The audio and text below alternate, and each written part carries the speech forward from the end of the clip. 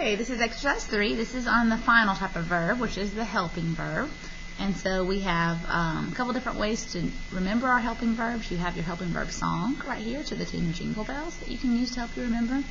And then, of course, we had our list on our notes too, where if you're not a singer, if that doesn't help you memorize something or know something, you can just get that list in your brain.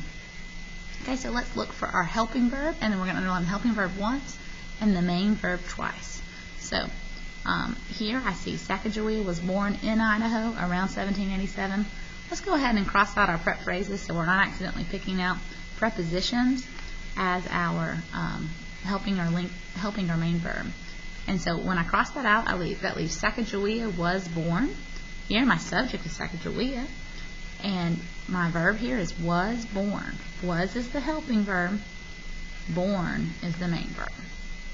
Number 2, she had been kidnapped from her tribe. Let's cross out the prep phrase, from her tribe.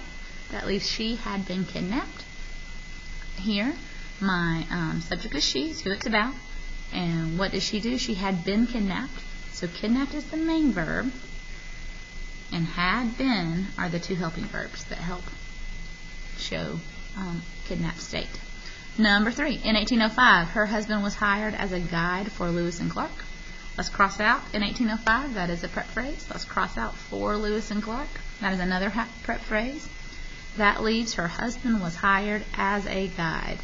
So our subject here is husband, and our verb here is was hired. Was is the helping verb. Hired is the main verb. Number 4, would Sacagawea go with them? Let's cross out our prep phrase. The frog jumped with the log. So with them is our prepositional phrase. That leaves would Sacagawea go. When you have a question, the helping verb and the main verb are going to be split by another word. They're going to be broken up. So we've got to find them both. Who is the sentence about? It's about Sacagawea. And our verb here then is would go. Go is the main verb. Would is my helping verb. Number 5. The woman must have helped the explorers. Here, what's the sentence about? It's about the woman. What did the woman do? She must have helped. Helped is the main verb, and then must and have are helping verbs. Number 6. She did know the land along the route. Here, let's get rid of our preposition. Along the route is the prep phrase. Make that go away. So that leaves she did know the land. Here, what's our subject? Our subject is she. What did she do? She did know. So did is the helping verb, and know is the main verb. Number 7.